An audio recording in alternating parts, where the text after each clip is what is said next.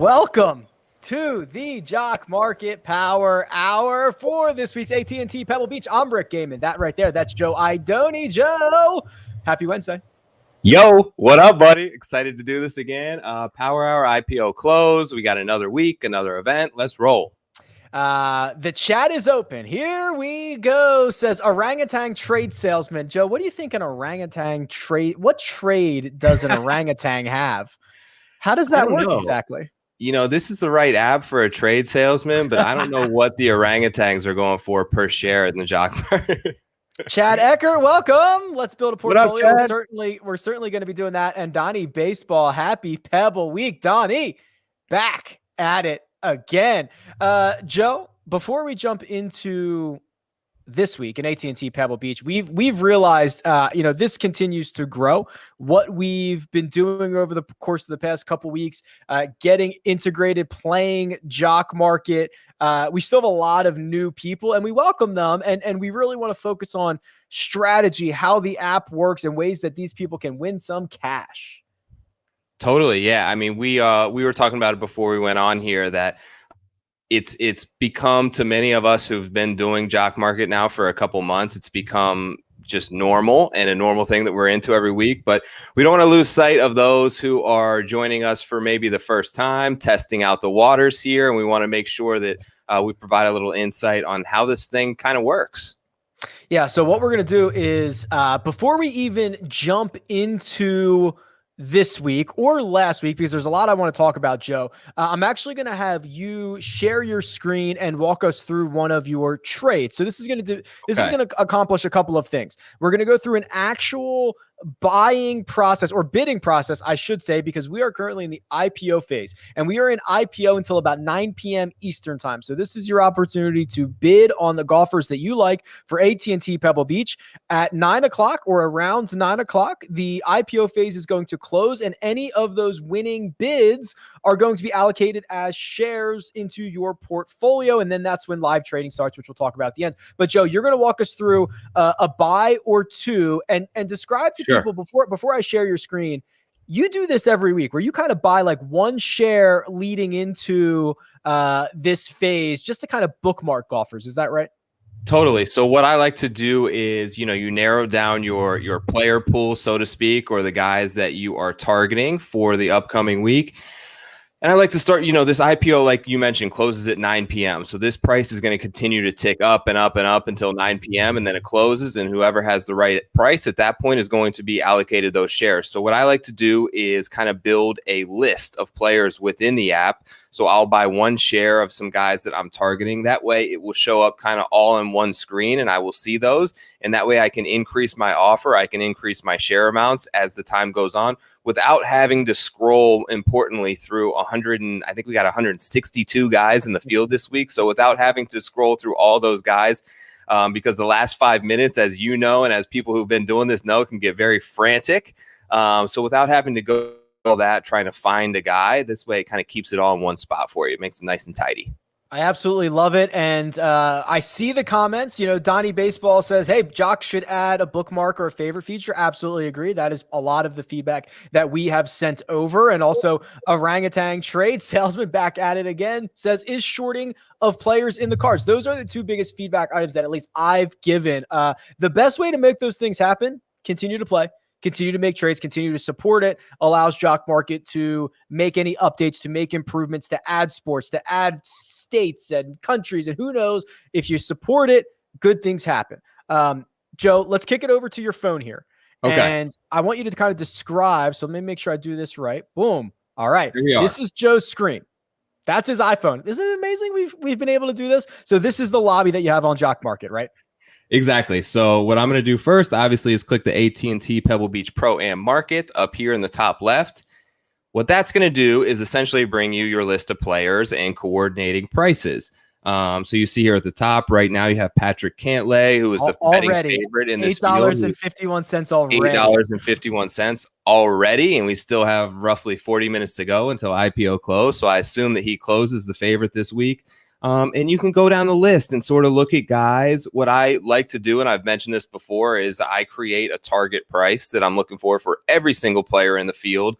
I have that in a spreadsheet and all the data here. If guys actually want that spreadsheet, hit me in the DMs. I'll email that over to you. Rick has some great tools for research as well. But in terms of finding guys that you're targeting, so here's how it looks basically, Rick, if you're new to this and want to know what it looks like to buy a player. So I like Siwoo Kim this week a little bit. Oh, doggy. Me so too. let's look at Siwoo here. It's right at $4 even. Okay. So when I click Siwoo Kim, what this will do will one thing, if you see up there in the top right next to that X, it will give you a suggested price. So that is what Jock Market is suggesting his value should be by the end of IPO close. Which is based on what they call his fair value. So essentially, you take all the odds and you say, okay, he's going to win the golf tournament this percentage of the time. He's going to finish top 5. This percent, he's going to finish top 20. This percent. You take all that, you throw it into a pot, and what comes out is essentially what his fair value finishing position should be, and then also according to that, what his quote fair value price should be. Right. Exactly. So if I want to buy a share of Siwoo Kim right now, I'm going to go down to this green bar on the bottom and hit buy. I love this. Here's where you put in your price. What you can do is manually type in your amount here. Another thing that I like to do is kind of take this circle here and pull it over to the side. I'm trying to see if I'm lagging too far behind here. No, you're good. But it will turn green as soon as you clear that $4 mark right there. And then if you notice right under there, it's going to tell you their break-even rank. So that is the position that they need to finish in this tournament in terms of the rankings in order to pay off that price that you just paid for them. So right now, let's do $5.60, which makes his break-even rank 30th. So what I will do is once you have your pricing, you will click the green bar that says set share count. Boom, you click the amount of shares that you want to buy here. So you see I'm paying $5.66, a really minimal fee that Jock Market takes in terms of some of the other apps out there in Sportsbook who will rake you for 10, 14, 15%. Yeah, there are some DFS. There are some DFS sites taking about 19% of all the buy-ins that are coming in these contests. So yes, for sure. So once I get my one share, review order, boom, submit order. Bang, placed. You've got shares of Siwoo Kim now. There you go. So what's going to happen now is Joe has, in theory, at this moment, a share of Siwoo Kim. Now, he can be outbid until that 9 p.m. Eastern time close. And if he does get outbid at any point, he's going to get a notification, which is also really the reason that I like this. Make sure your notifications are turned on because you got to know when you're getting outbid on someone. So not only is buying one share a good way to get notified. I was looking at that. I was trying to match my my little LED lights back here with the Jock Market color. I think I missed. I think I got a little. Oh, that's not green enough. It's got to be like. Look at you, man. There we go. There it is. Right? That's the Jock Market green. I love it. I'll have the new studio here in a couple weeks. I'd love to see it. Love to see it. So actually, how about this? We've been blessed with a Dave Eisman sighting in the chat. Dave is the co-founder of Jock Market. He says shorting and favoriting are on the way, and if he says it, I believe it, Joe. I believe it. He's come through on everything we've ever asked of him, so I don't put it past him. He can do anything. This guy, Dave. I love it. Looking back at last week, I think you were a big winner last week, right? Because you had plenty of shares of the one, the only Brooks Koepka, didn't you? You know, Brooks is my boy. Yes. So I did. So he was my biggest, what I spent the most money on last week was Brooks Koepka. I had 27 shares. I think I paid around $7-ish a share, if I remember correctly, without pulling that up, maybe $7.30 or something like that. That was his IPO price was $7.30, and you got him at IPO, right? Got him at IPO, $7.30, had 27 shares. He ended up obviously winning the tournament in spectacular fashion, like only Brooks Koepka can, and ended up paying out $25 a share. So he more than tripled his value within the short span of 4 days later. So those 27 shares, I mean, it was worth like $400 at the end of the day, which was awesome in the positive.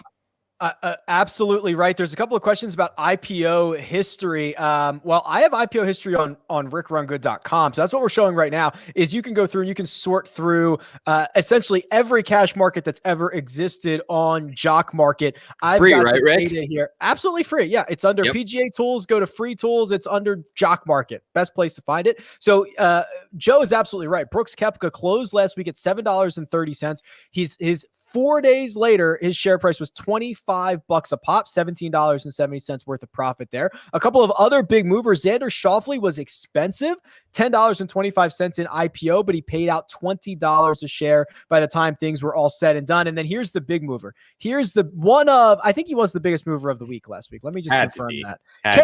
H. Lee, $2.13 in IPO, paid out $18 a share. Joe, that is a smooth 745% ROI. You can't even get that on Dogecoin right now. 740%. Not even close. In 4 days. No. This is the best. This is like the most this is the most rocket ship market that we have right now. Or the penny stocks on Jock Market. To the moon, baby. I absolutely love it. You know, it's funny because we actually did make history last week. It was Jon Rahm at $12.51 becoming the most expensive IPO golfer in any cash market. And he finished at $9.50. I believe what was his actual finishing position in the golf tournament? T14? Something like that. I can look it up. But he lost you about $3 a share. The other golfers over $10,000 also struggled. It was Xander who moved the needle in the positive direction. Do you think we're going to get anybody this week that rivals Jon Rahm's IPO price from last week? You know, it will be really interesting to see how it plays out. And the reason being, not nearly as strong of a field this week. So you have Patrick Cantlay up at the top, who is a heavy favorite. And even though Jon Rahm is kind of on many, he's kind of on his own level a little bit. He's a very good player. He's better than Patrick Cantlay, but that overall field strength last week and the other guys that were bunched up there at the top in terms of the betting board, there was a lot of names. There was Xander, there was JT, there was Rory, there was Webb. They were all up there. And it seems to be, when you look at other markets out there like DraftKings, like the betting odds, that Cantlay seems to kind of be in his own little world there as standalone at the top.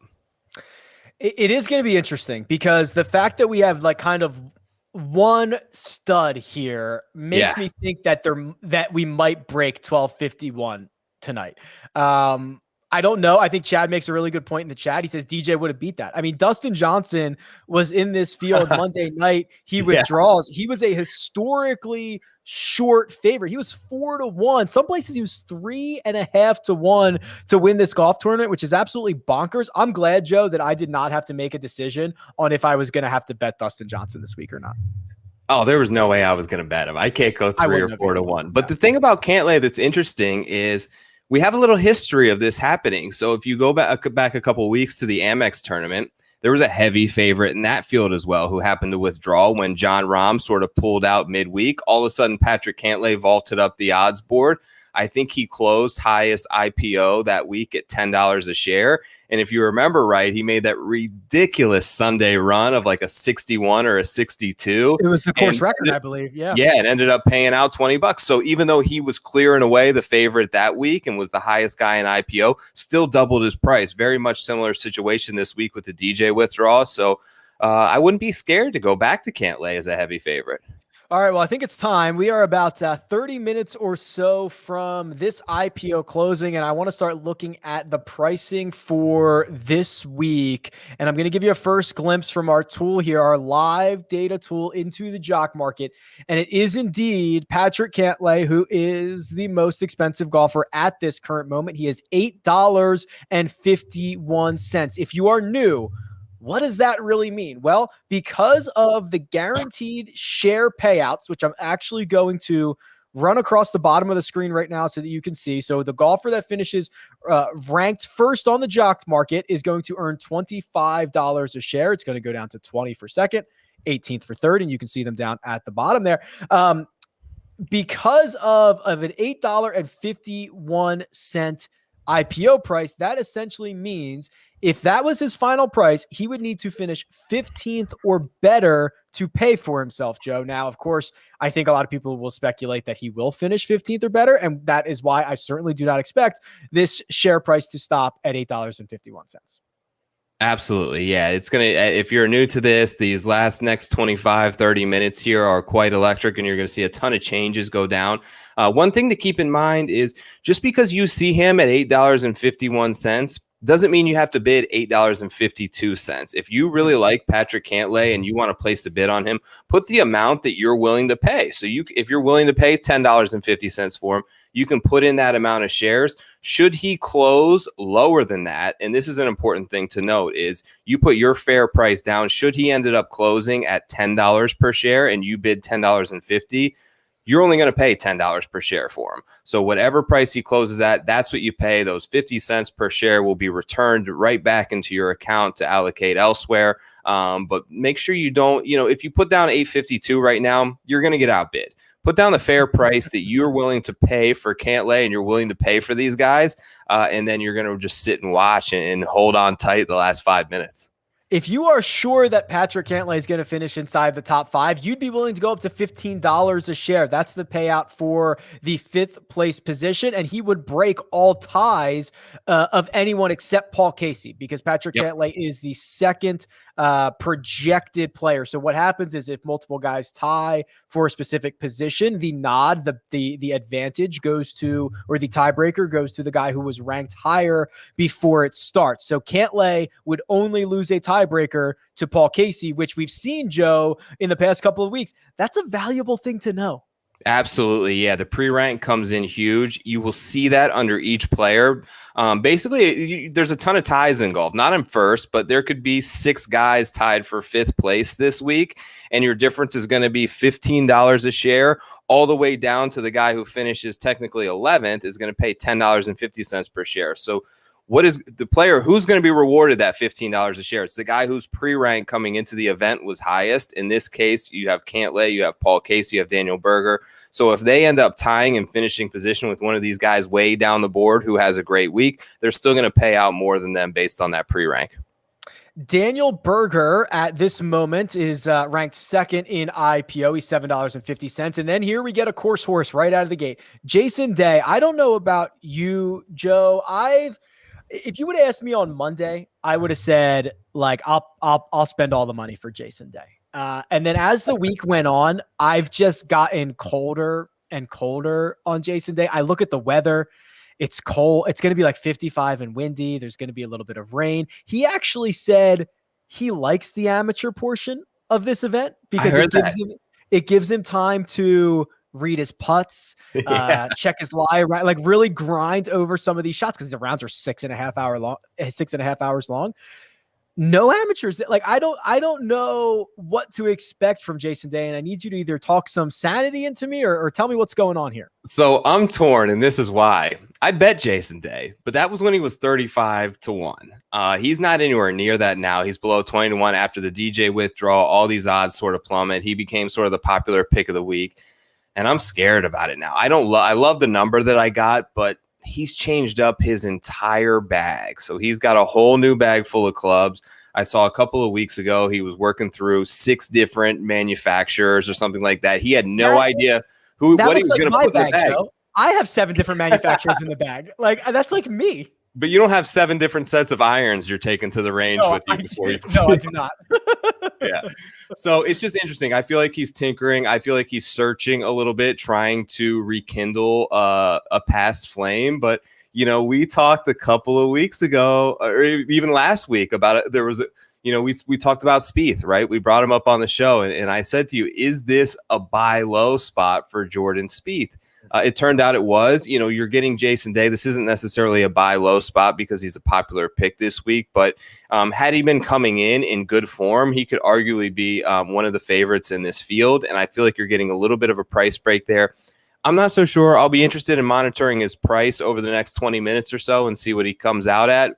But I'm not huge on J Day this week, to be honest.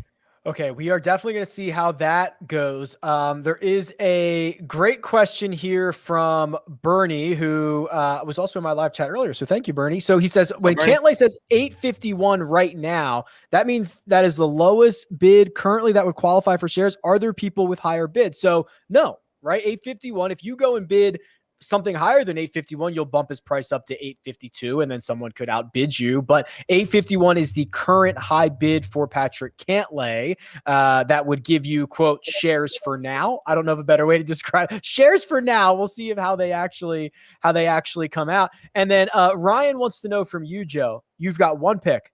One pick only. Who wins this golf tournament?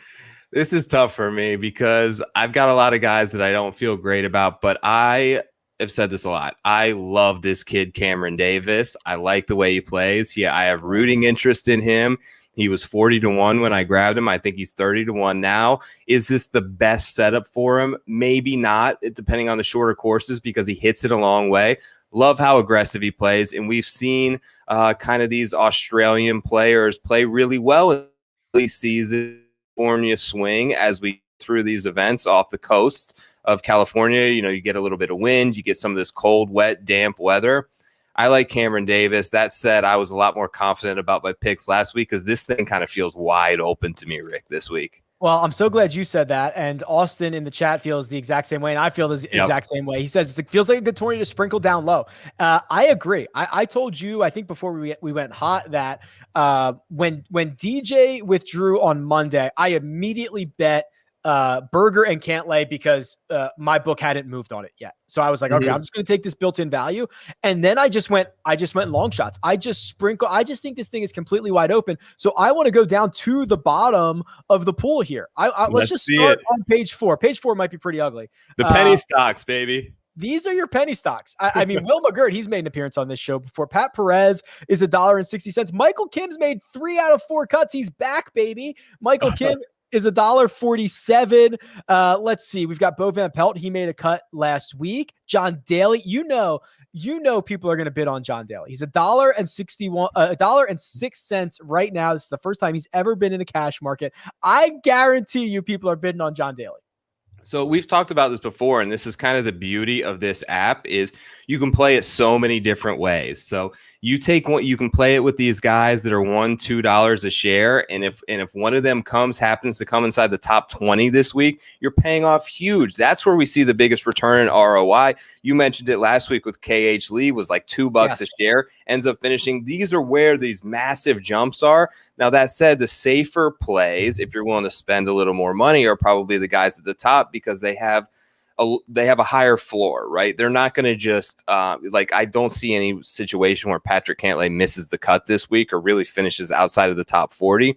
These guys, any of them down here, can totally miss the cut, in which they'd pay out only $1 a share, but you ain't losing that much, right? If you're paying only $1.50 for them, you're losing 50 cents. Sometimes the risk there, as we saw with KH Lee, is well worth the reward. Yeah, here's Bo Van. I'm glad you brought this up because Steve Stricker was a big mover last week. He finished 4th in the tournament. He was $1.81. Andrew Putnam finished T7, I believe. Yep, T7. Yep. He was $1.86. Bo Van Pelt BVP.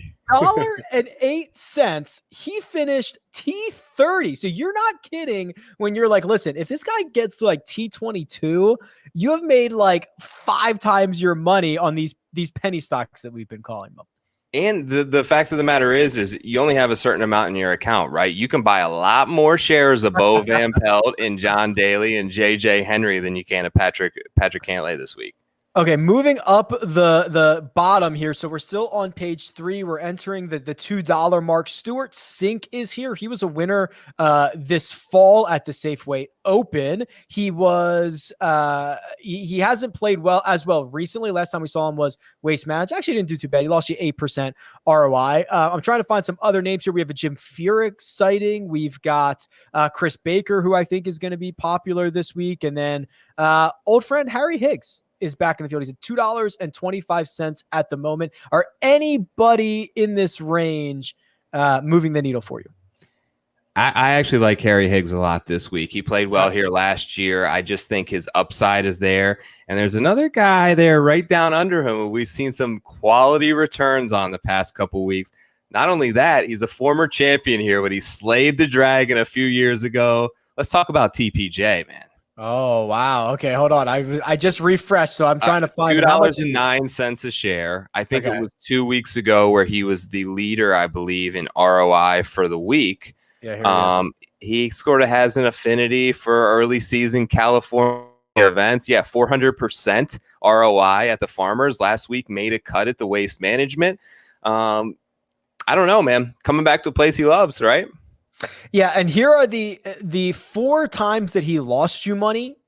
He lost you 35 cents a share, 70 cents a share, 92 cents a share, and 48. It's like he's not breaking the bank when he misses the cut. But if he goes out and makes a cut, you are obviously making money on TPJ. Wow, interesting. For sure. All right, let's go to the next page here.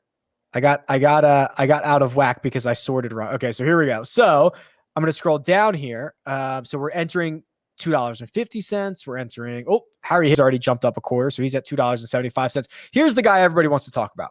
Here's the guy. It's Phil Mickelson.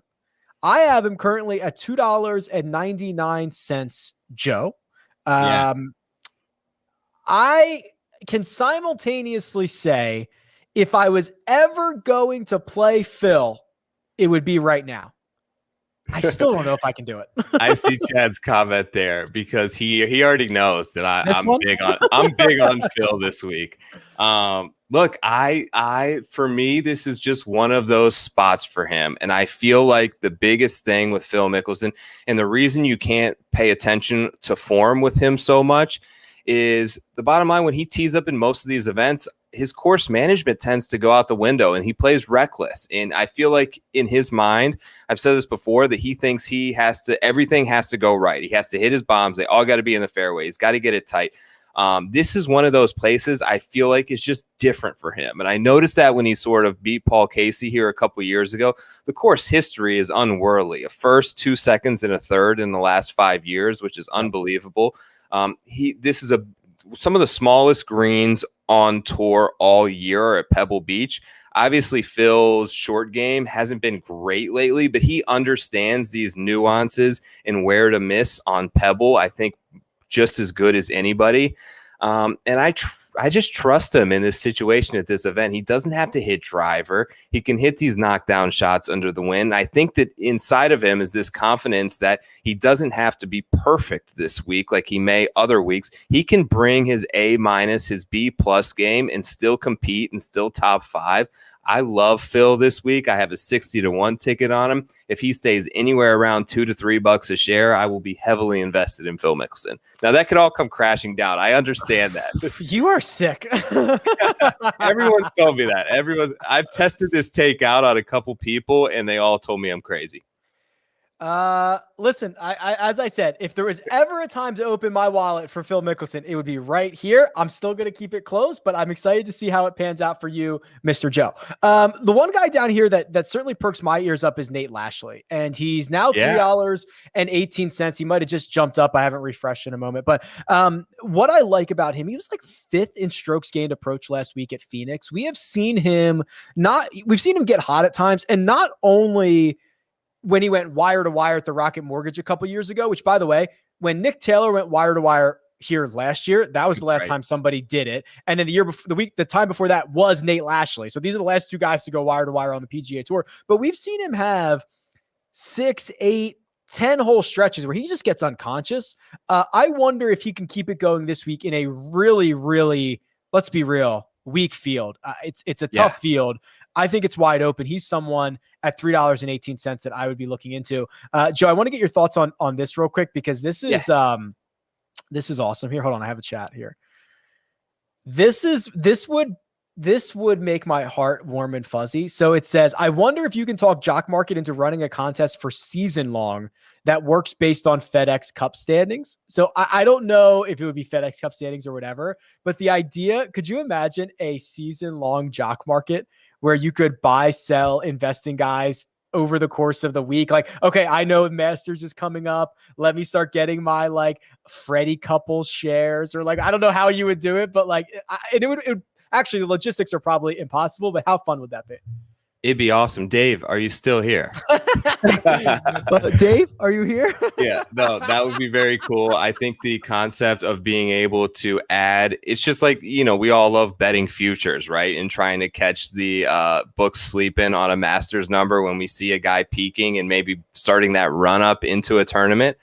Be a very cool concept for sure. I love it. I'm sure the logistics are a lot harder than what I think they are. All right, I want to go back to the board here. Okay. And I want to make sure I have this updated. So I just want to give it a refresh here. Okay. So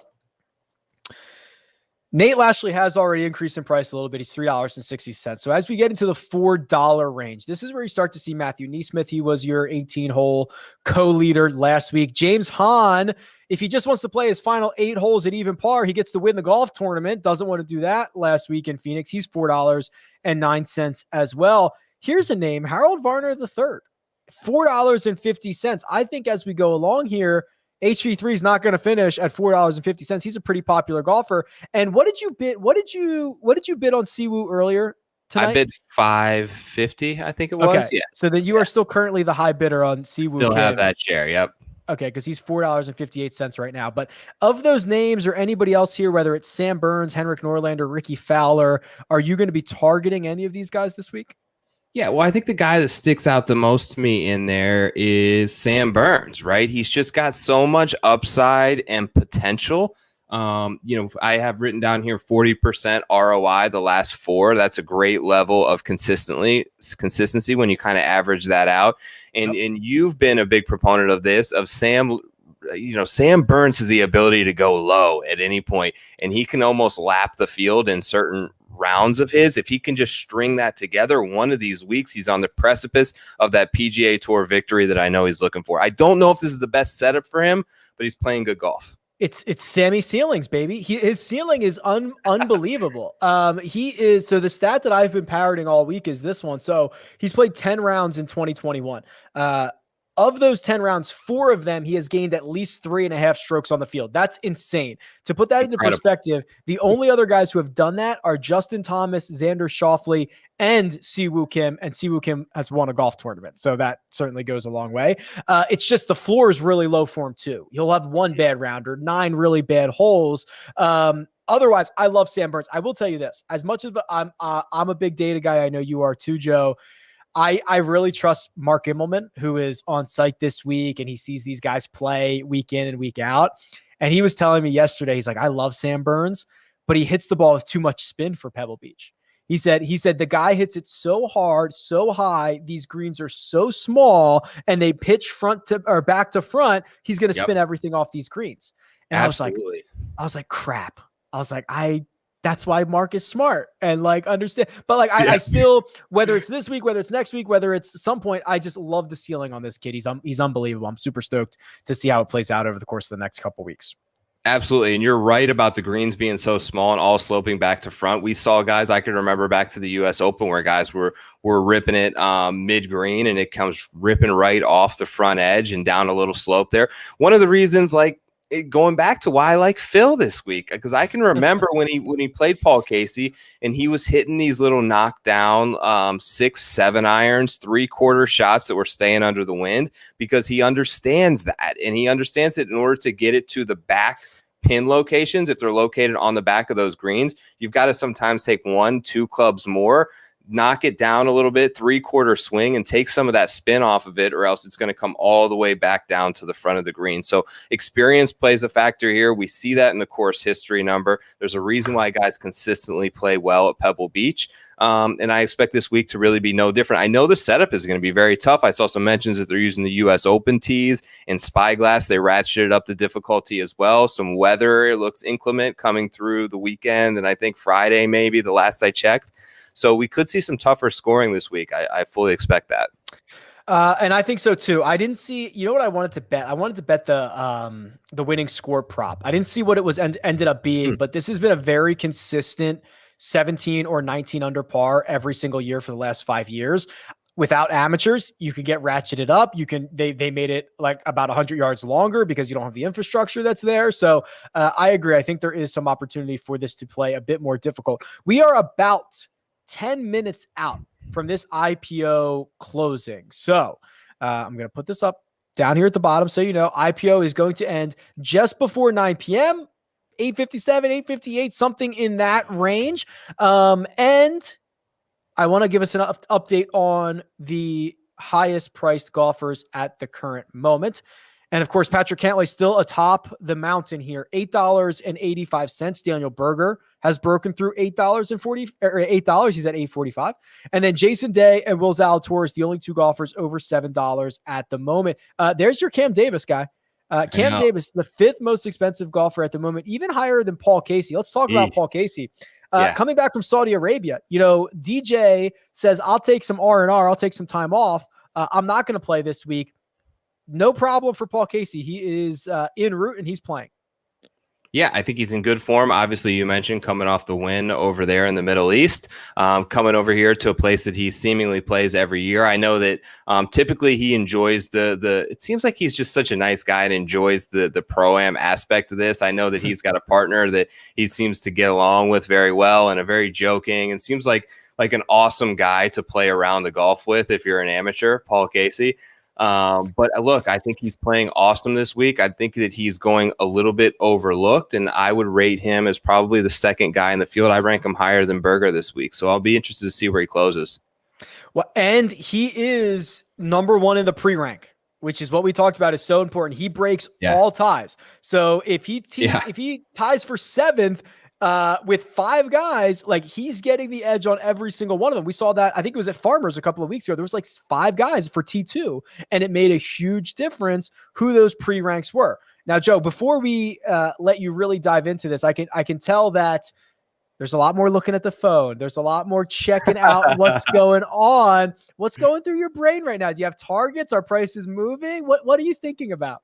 Yeah, so prices are moving. So the guys at the top seem a little expensive to me. I'm going to wait till the very end, but I'm trying to kind of look in that $4 range. There's a couple of guys that I'm looking at. Chris Kirk is one of them that just rated out really well the stat model that I did.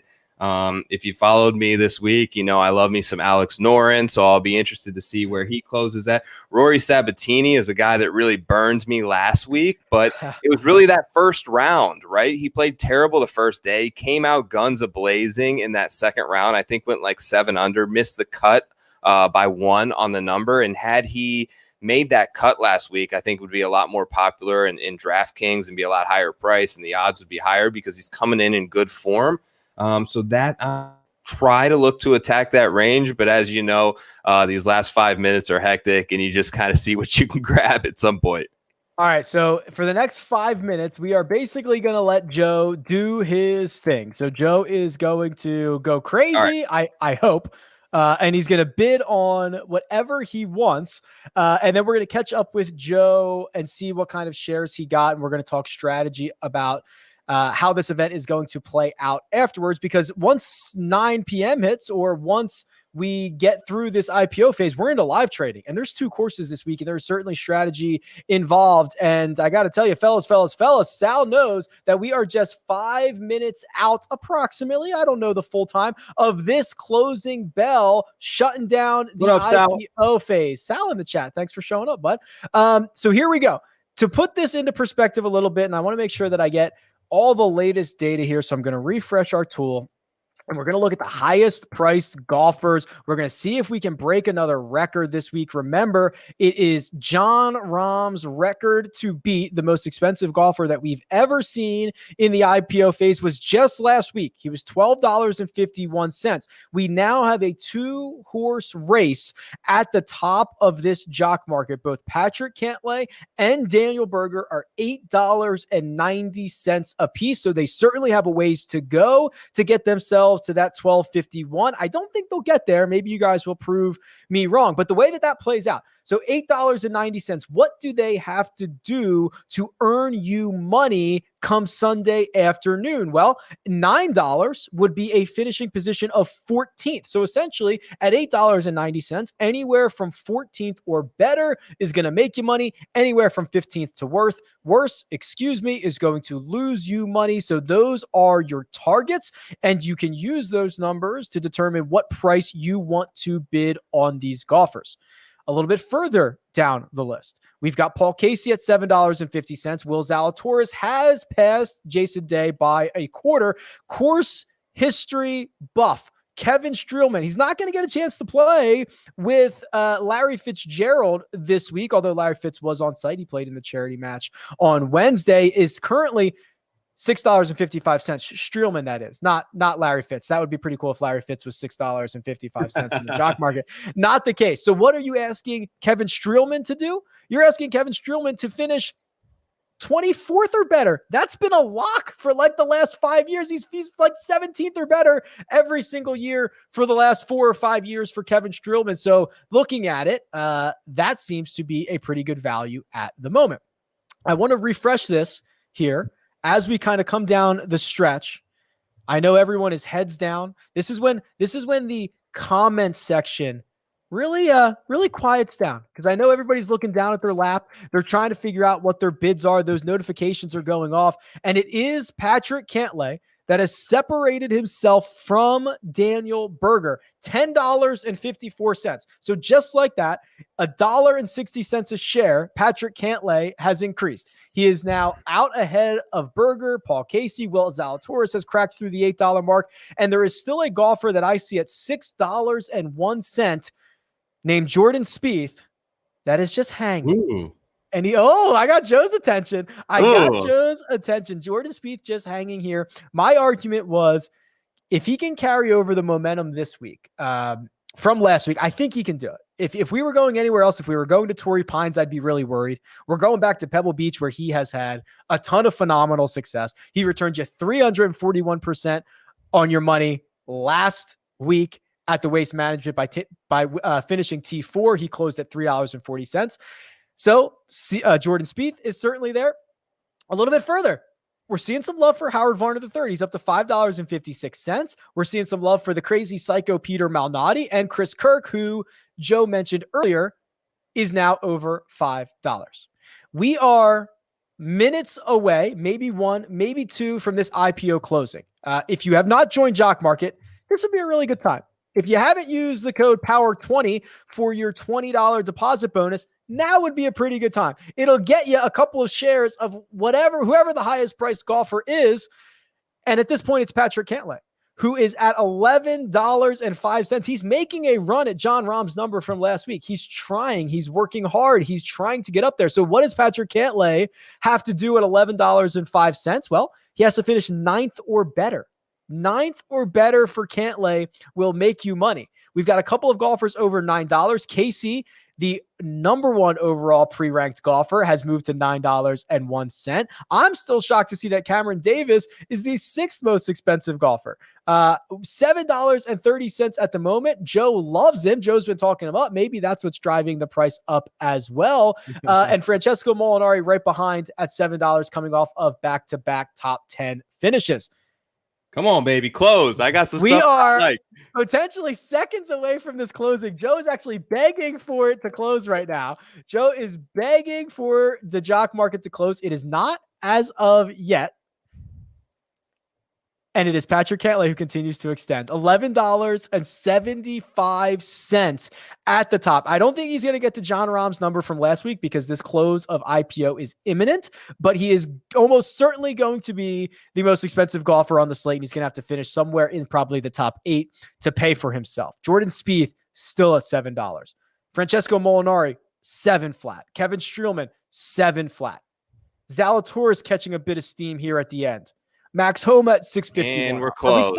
We're closed. We are closed. Woo! Wow. Joe. Wow. There we go. There we go. We're close. So, I think I got some stuff that I love this week. I'm going to wait until, so right now when you see it close, you're going to see your guys still in that orders tab. Give it a couple minutes, wait till they bump over to your holdings, that middle tab on your phone, and you will see if you're basically right on the number that it closed at, you may not get all the shares that you asked for, because they got to divvy those out accordingly. So you may have 30 shares if you're exactly at that price. You got to kind of wait and see. And here's a little bit of a sweat here for the next probably 90 seconds until they show up. All right. So, Joe, what we're going to do, do you want to throw your phone back on and we can look at your shares? Sure. Have your shares gone over yet? They have. Okay. All right. So actually, I got to pull it up here. Give me one second. All right, take your time. Here's what I'll do. Patrick Cantlay closed at $12 even, which is the most expensive version of Patrick Cantlay we've ever seen by $2. So what that means is if Patrick Cantlay finishes 8th, he breaks even. If he finishes 7th or better, he makes you money. if he finishes ninth or worse, you're going to lose money on that $12 IPO. The second most expensive golfer by a pretty good margin between Cantlay and Berger here, Joe.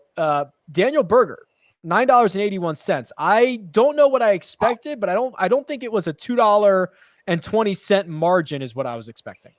Yeah, so I did have for a while there. It was lasting, and I got outbid at the last second. I had an $11.50 bid on Patrick Cantlay. I just feel like he's far and away the class of the field this week, and I was pretty confident in him coming inside the top 10, and he has that upside to clearly win. They would make him 6-1 or whatever he is if they didn't think he could win. But didn't end up getting him. I went kind of sort of middle of the board, kind of in that second to third tier of guys, and loaded up on some shares there. I love it. Okay, so let's talk about what you ended up with here. What did you get, Joe? What did you get from this? Pull it up if you want. I don't know. Is it share your screen with me? Okay, I got it right now. All right, we're gonna pull up Joe's screen here, and we're gonna see your screen, application, boom, and share. Okay, I got it. Here we go. So I talked him up. I obviously really like Chris Kirk this week. I feel like it's a good setup for him. If you see him plus $52 there already. So Jock Market, I think, agrees with me a little bit. So what that means is Joe paid less than what the Jock Market fair value was. So because Joe paid less, he has quote unquote value built in. That is obviously going to change over the course of the week as these guys start playing, but it is usually a good sign, Joe.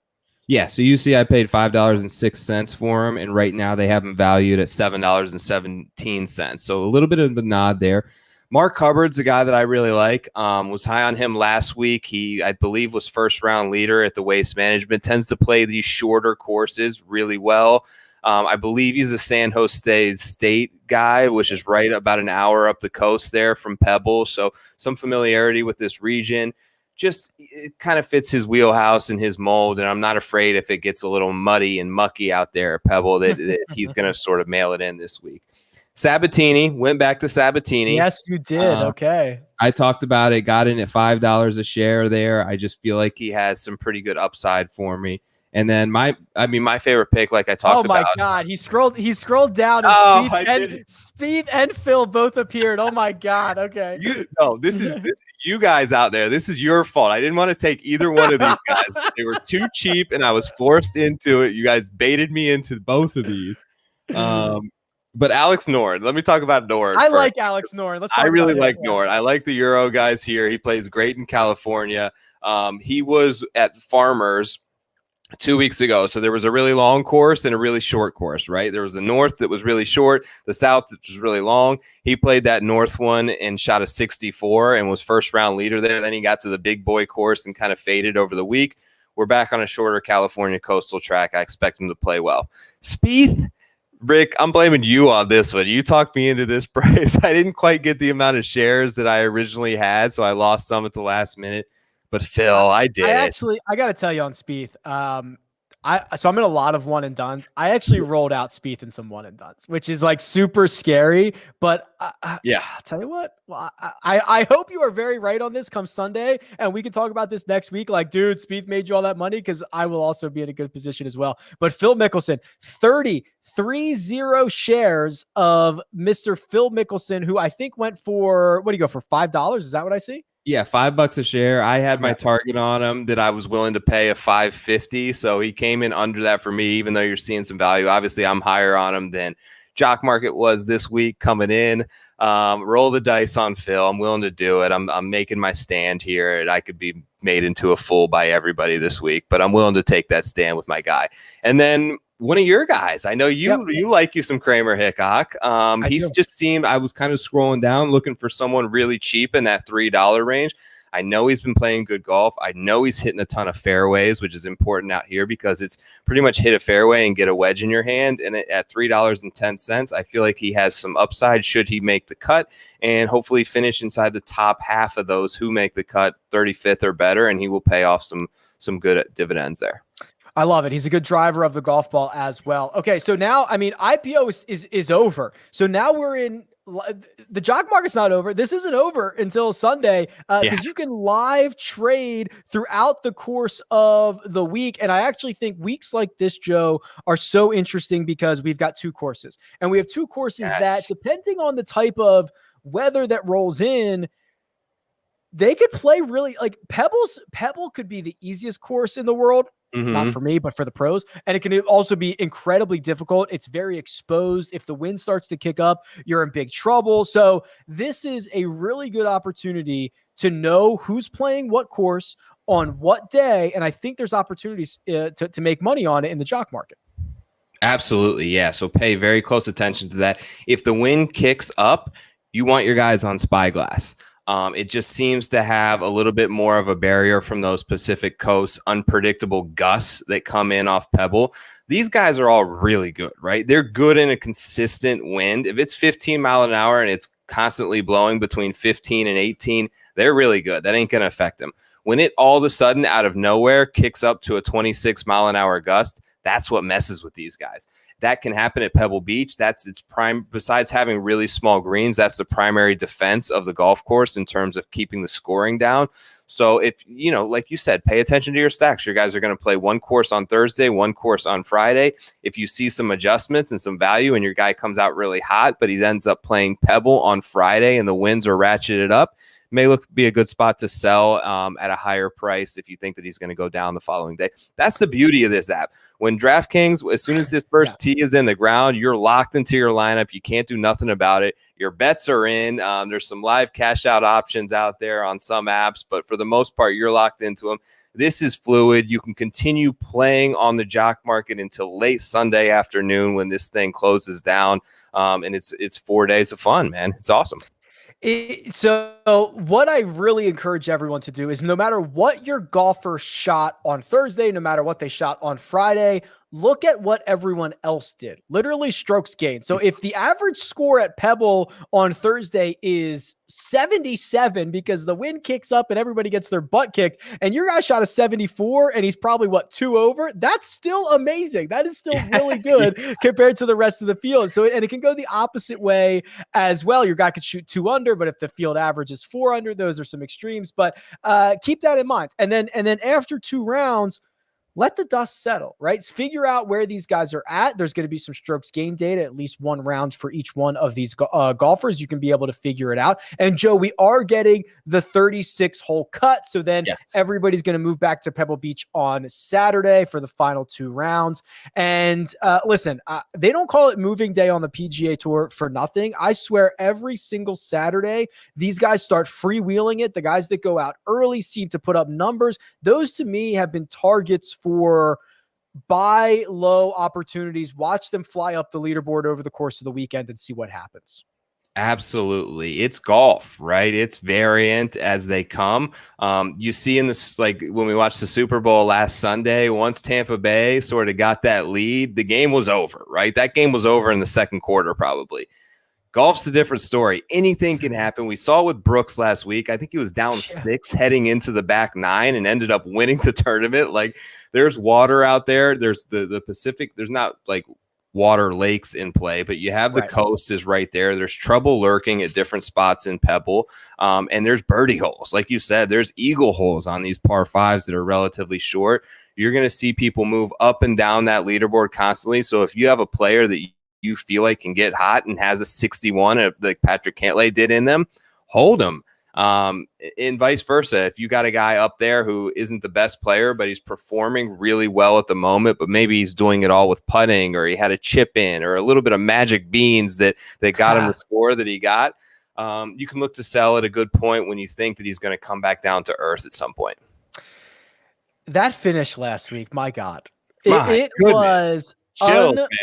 I just, you brought it up again, and I was like, yeah, that was really crazy. That was Brooks really, the best, isn't he? He just, you know what? It was so fitting that as everyone else was just melting down, Brooks was looking around and he was like, oh, you guys are going to give me this one. I'm just going to take it. Right. Like, just completely cool. Cause he was with, he played with James Hahn on Sunday. Yes. And that could not have been a more stark contrast when James Hahn saw his name on the leaderboard and his brain exploded and he melted down, or that when Brooks is just watching everybody come back to him, pipe everything down the fairway, and steal this golf tournament. It was unbelievable stuff. He's so clutch and smart in the moments that matter the most. It's awesome. Like when he saw Han, and it was awesome that he was with him, because at some point he got to look him in the eyes and say, this is the guy I got to chase down. I think it was 15 where Han overhooked it into the water. And before that ball even cracked the surface of the water, Brooks's 3-iron was already in the air and seeking toward that pin. And he was stomping his way down the fairway with as much swagger as you can imagine. It was blood in the water, and it was time to go. And he hits the gas as good as anybody when the pressure's on. That drive down 18 was awesome to see. It was just a lot of fun, and I know it was a community bet and had a lot of people on him, so it was good to see. All right, as we wrap this up, last minute or two here, let's get you on the record. I know you mentioned it earlier, but we'll get you on the record here. There is we've done a week's worth of consuming everything. It's now Wednesday night. No more time to tinker, no more time to do anything. Give me one or two names that you think can win this golf tournament. So I like Cam Davis. If I had to pick a guy at the top, it would be Paul Casey. I think he's got the most value right now. I think that he's coming in hot and a little bit underlooked. So I may even look to Paul Casey if he starts out a little bit slow and I can get that number to juice up a little bit. But I'm going to say Casey, and I'm going to go there, man. I'm going to put Phil on my list. I'm just going to drive you crazy tonight, Rick. What about you? I want to hear your picks. Let me hear your guys. So who I think I'll give you who I think is going to win, and then I'll give you like who I want to win. Okay. Who I think is going to win. So I guess I'll give you a couple. I really like Berger's number. I think that's fair for sure. Yeah. And I think that there is so much made about his missed cut last week that is just, we see these guys flip the switch. They miss a cut. He didn't even miss the cut all that poorly last week. Had a little mini meltdown. I think this is a really good score. There is something I'm like starting to believe in the Francesco Molinari stuff a lot. Like he looks really good. This is a really good spot for him. He's got a couple of top 10s in a row. I think the cold weather is actually better. Mark Immelman has a bug in my ear on this where like his swing is short. It's all out in front of him. There's not a lot of moving parts. Like when it's cold out, like that's perfect for that type of thing. Who I want to win is Jordan. I want Jordan Spieth to win this thing. My God, could you imagine? That's the story of the week.